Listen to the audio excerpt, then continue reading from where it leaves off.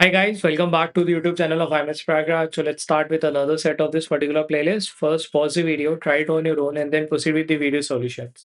So this particular set is again a coding and decoding set, which I've taken from previous year's SIMCAT. And generally we name this type of a set as crypt arithmetic set.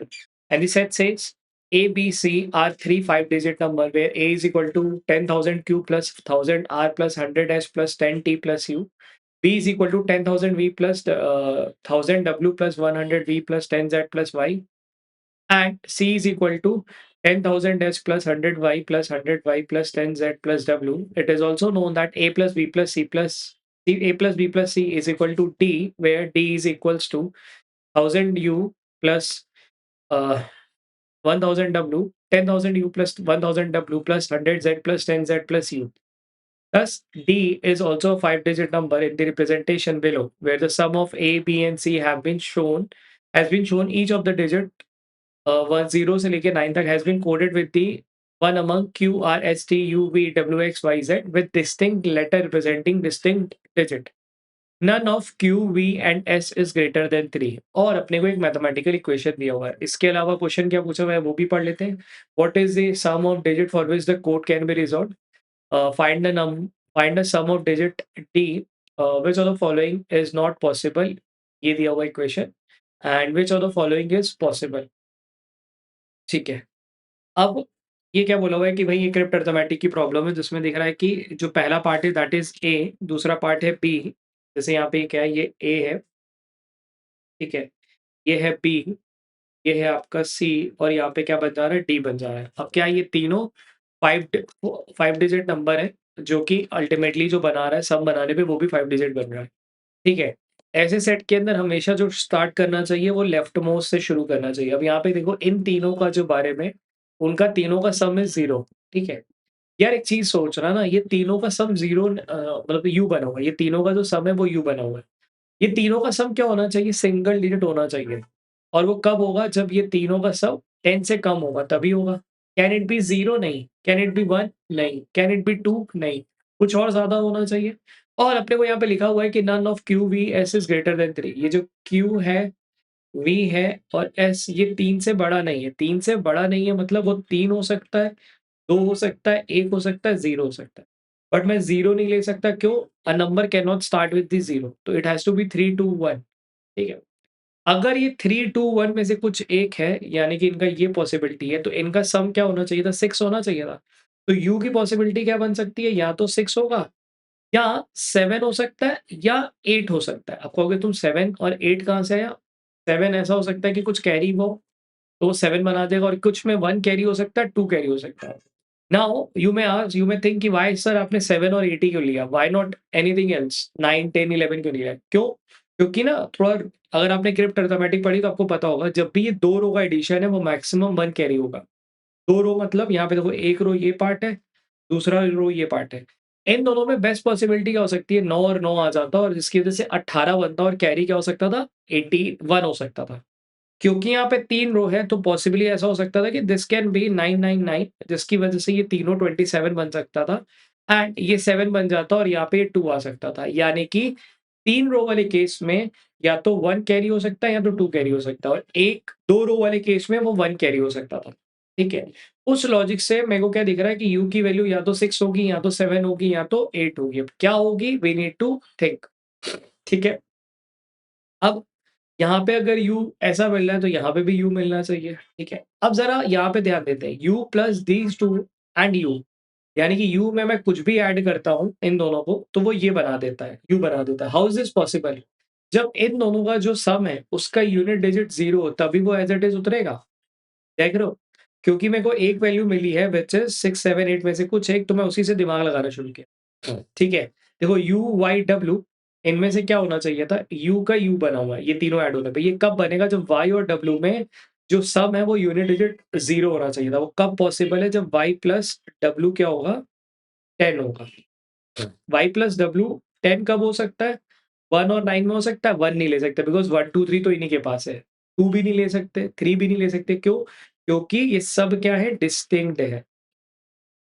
ना ही मैं 1 ले सकता हूँ, ना ही मैं 2 ले सकता हूँ, ना ही मैं 3 ले सकता हूँ. पॉसिबली 4 ले सकता हूँ. 4 प्लस 6 10. या 6 + 4 10 बन सकता था। ठीक, मैं 5 ले सकता हूँ? नहीं, क्योंकि 5 + 5 आ जाएगा, उस केस में ये दोनों यूनिक नहीं बन पाएगा। तो यानी कि ये 2 केसेस मेरे बन सकते थे फॉर वाई एंड डब्ल्यू, ठीक है?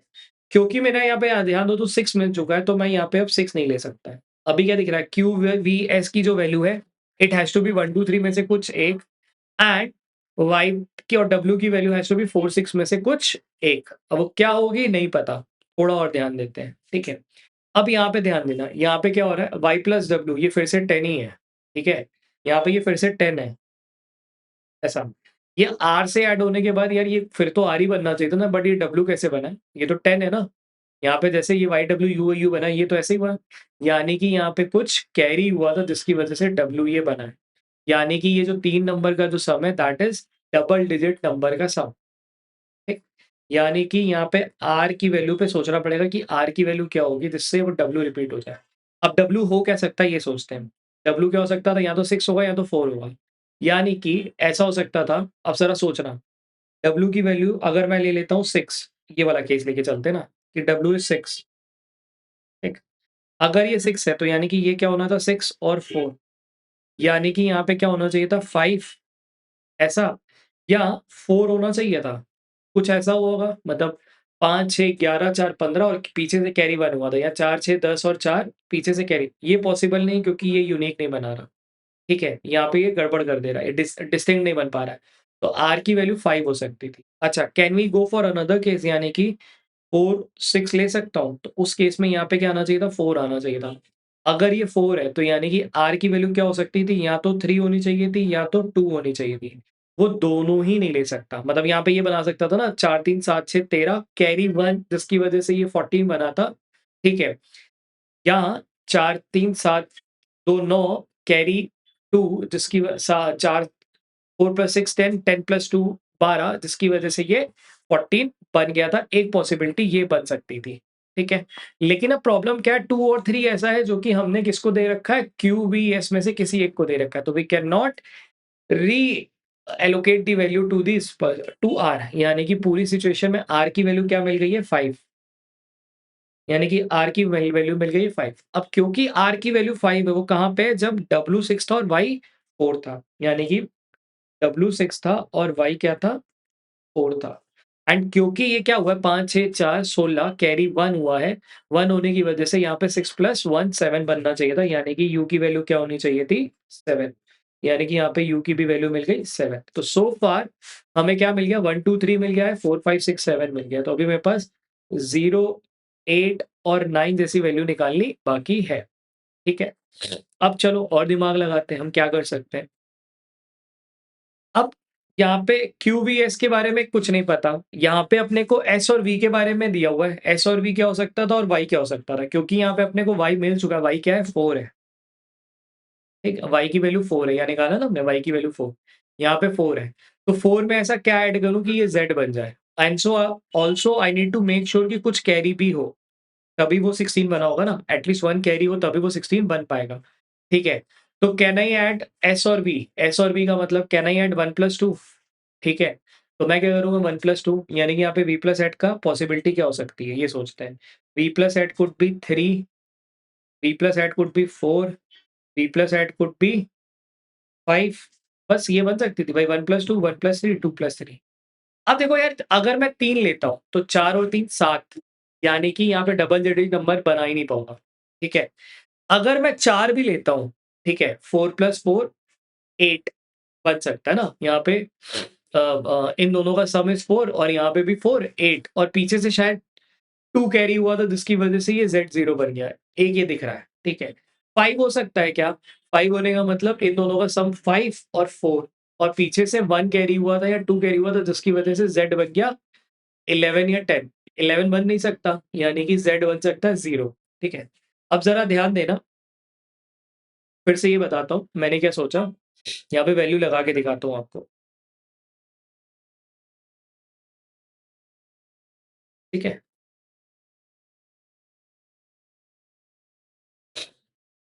अब देखो यहाँ पे क्या था, अपने को y की वैल्यू मिली हुई थी 4, ये बना है z, ठीक है?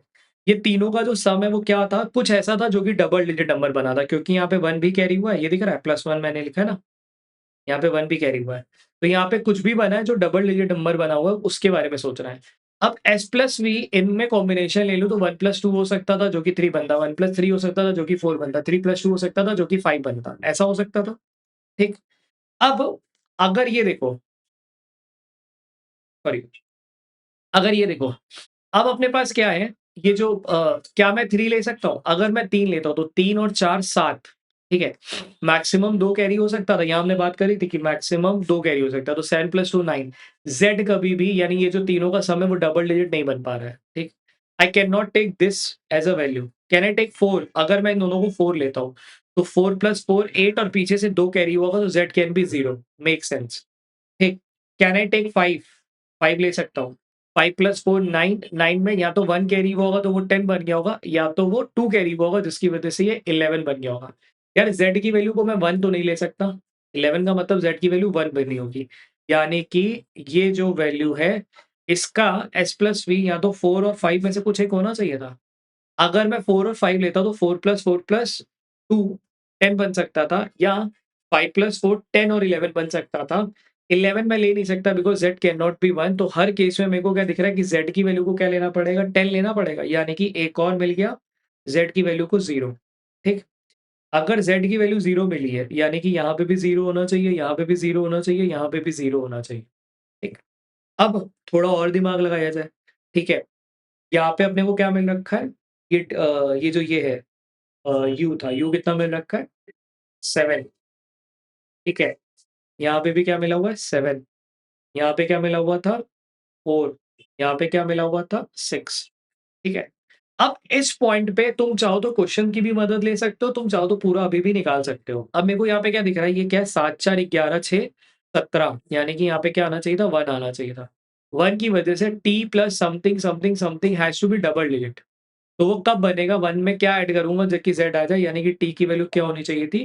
9 होनी चाहिए थी। यहाँ पे आपको एक और मिल गया t की वैल्यू, यानी कि अगर मैं a का इक्वेशन बनाने लगूँ, तो a का इक्वेशन q के बारे में कैन आई से समथिंग? नहीं, अभी तो नहीं कर पाऊँगा, ठीक है। अच्छा, एक चीज़ और रुकते हैं ना, यहाँ पे 9 की वजह से ये कैरी क्या हुआ होगा? 1 हुआ होगा, यानी कि s प्लस v क्या बना होगा? 5। अगर s प्लस v 5 बना, यानी कि ये वाला इक्वेशन, यानी कि s प्लस v अगर 5 है, यानी कि ये तो q की वैल्यू क्या रही होगी? 1। एक और मिल गया आपको, क्या? q की वैल्यू मिल गई 1। तो 1 2 3 4 5 6 7 मिल चुके हैं। आपके पास 8 है जो अभी भी नहीं मिला है, ठीक? अब ज़रा इसको ना साफ-सुथरा बना लेते हैं। a की वैल्यू क्या होगी? 1, ठीक है? a की वैल्यू हो जाएगी 1, r का 5,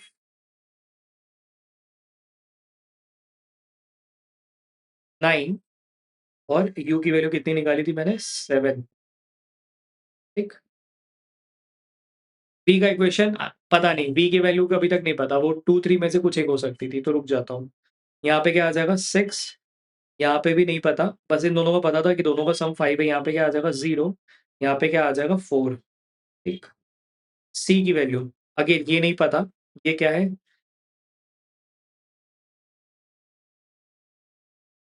4, क्योंकि ये वैल्यू अपना था, ये ध्यान देना ना, है ना? ये क्या आ गया था? 6 4, यहाँ पे क्या है?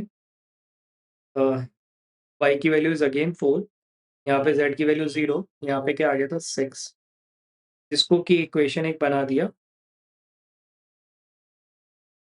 इक्वेशन क्या बन गया? यहाँ पे बन गया, u की वैल्यू मिल गई थी अपने को 7, जिसमें कि यहाँ पे देख सकते हो 2 + 3 5 + 1, यानी कि ये कुछ कैरी हुआ होगा। यहाँ पे क्या था? 16, तो ये क्या है? +1 की वजह से 5 6 11 4 स 15 और एक कैरी इधर, ठीक है? अच्छा, ये कितना था? 4 वाला पार्ट, यहाँ पे क्या आया है? 0। अब ये 0 कैसे हुआ होगा? यहाँ पे भी कुछ कैरी हुआ है। इन दोनों का सम था 5, 5 + 1 + 4, यानी कि 10, और यहाँ पे क्या रहा होगा? 0, यानी कि यहाँ पे भी कुछ कैरी हुआ था, और वो हुआ था 7 6 7 4 11, 11 और 6 17, ठीक है? ये आपका मिल गया था मेरा क्या? 10 की वैल्यू, ठीक? अब इस पूरे प्रोपोज़िशन में अपने को क्या मिल गया है? क्या-क्या निकालना था अपने को? Q, Q की वैल्यू नहीं मिली है, नहीं, Q की वैल्यू मिल चुकी है, Q की वैल्यू 1 है, ठीक है?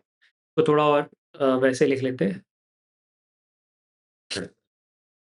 हमें Q की वैल्यू मिल चुकी है, Q की वैल्यू मिल गई है 1, R की वैल्यू 5 मिल चुकी है, S की वैल्यू नहीं पता क्या होनी है, T की वैल्यू मिल गई है 9, ठीक है? T की वैल्यू मिल चुकी है, U की वैल्यू भी मिल गई है 7, V की वैल्यू नहीं मिली है, V की वैल्यू क्या होगी 2, 3 में से कुछ भी हो सकती है, ऐसा, ठीक है? या 3, 2 में से कुछ भी हो सकती है, ऐसा, ठीक? अच्छा, W की वैल्यू W तो यार पूरे प्रीपोज़िशन में यहाँ पे था ना, तो W भी अपने को मिल रखा है 6। X की वैल्यू X के बारे में तो कुछ दिया ही नहीं था, तो X के बारे में अभी कुछ भी नहीं पता। X की वैल्यू यही बचनी चाहिए बिकॉज़ यही बच रहा है अपने पास इक्वेशन में, तो X की वैल्यू भी मिल गई 8। Y की वैल्यू हमें मिल रखी थी 4। Z की वैल्यू अपने को मिल रखी थी 0, ठीक है? तो अपने को 1, 2, 3, 4, 5, 6, 7, 8 8 वैल्यूज़ यूनिक मिल गई हैं, 2 हैं जिनकी यूनिक वैल्यू नहीं मिली है। तुम चाहो तो ये इक्वेशन पे लगा के सेट भी कर सकते हो। 1, 5 इन दोनों का 5 और ऐसा कुछ इक्वेशन होना चाहिए।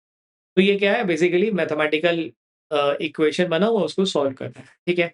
Let's jump to the question देखिए क्वेश्चन में क्या पूछा हुआ है। क्वेश्चन नंबर 1 पूछा ही है कि भाई what is the number of digits for which the code can be resolved. 8 लोगों के बारे में कर पा रहे हैं, अपने को 2, 3 के बारे में यूनिकली नहीं पता है, तो यानी कि आंसर क्या होना चाहिए 8। Find the sum of the digits D, D का देखो यहाँ पे ना 4, 6, 10, 0, 0, 7 ठीक है?